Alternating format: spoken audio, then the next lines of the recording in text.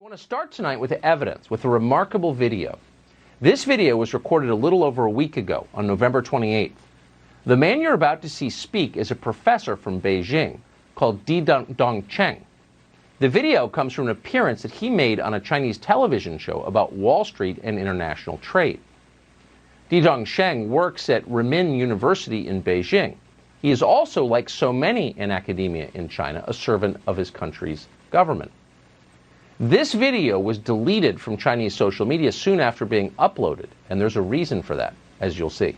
前边特朗普政府跟我们打贸易战，那么我们为什么搞不定特朗普政府？啊，为什么以前1992年到2016年之间，中美之间各种问题都能搞得定？是不是？大家发现没有？所有的危机，不管是银河号事件，还是炸大使馆，还是撞了飞机，所有事情全部是床头吵架床尾和，2个月之内搞定。什么原因？啊，这儿我抛出一个可能又要是暴论了，就是因为咱们上边有人，啊，就是我们在美国的权势核心圈啊，我们有我们的老朋友。There's a lot of garbage floating around the internet right now, a lot of fake things. That video is real, and those subtitles are accurate. We checked today with 2 different Chinese speakers and confirmed that. What he just said, what you just read on the screen, tells the story. This is as close to a smoking gun as we have ever seen. Quote, "We have people at the top of America's core inner circle of power and influence." According to the man you just saw, that has been true for decades. So who are these people, and how many of them work in our media and in our government? Well, he didn't say precisely. At one point in the video, he described a Chinese agent working as a vice president at, quote, a top Wall Street financial institution. I can't say more, he explained, without making political trouble. Dongsheng did tell his audience that one agent in particular was especially useful, and he goes on at some length about her. He describes her as an American who's lived abroad for many years, who is now a Chinese citizen. And this seems to baffle him a little bit. The Chinese government doesn't allow dual citizenship. Why would they? Why would anyone? Dongsheng seems pleased that the U.S. government is foolish enough to allow it. He explains that this American agent, who lives at least part of the year in Beijing, helped the Chinese government with a propaganda operation in the city of Washington in 2015. And he goes on to describe that in some detail. The Obama administration was easy to manipulate, he suggests. They helped. The Chinese had many friends among the Obama people. The problem came when Donald Trump was elected. After that, he says, everything changed. 是呢，就过去这个30年啊，过去40年，我们在美国的他的这个利用他权势核心圈，是不是？我前面讲过，华尔街在1970年代开始对美国它的内政外交有非常强的影响力，啊，所以我们有路径依赖，是吧？但问题是，08年之后，华尔街的地位下降了。更重要的是，16年之后，华尔街搞不定特朗普了。为什么？很尴尬。特朗普以前对华尔街有过一次软性违约，所以双方有矛盾啊。当然，这个细节我就不多说了，时间可能已经来不及了，是吧？那么，这个中美贸易战过程中，他们也试图帮忙啊。据我所知，美方的朋友跟我讲，这个试图帮忙，但是啊，力有不逮。Since the 1970s, he said, and he's an economics professor, you should know, Wall Street has had enormous influence over the way the United States government operates, over American policy. The Chinese government, he says, has enormous influence on Wall Street. And that arrangement worked very well for a long time. Then Donald Trump unexpectedly was elected in 2016, and Wall Street was infuriated.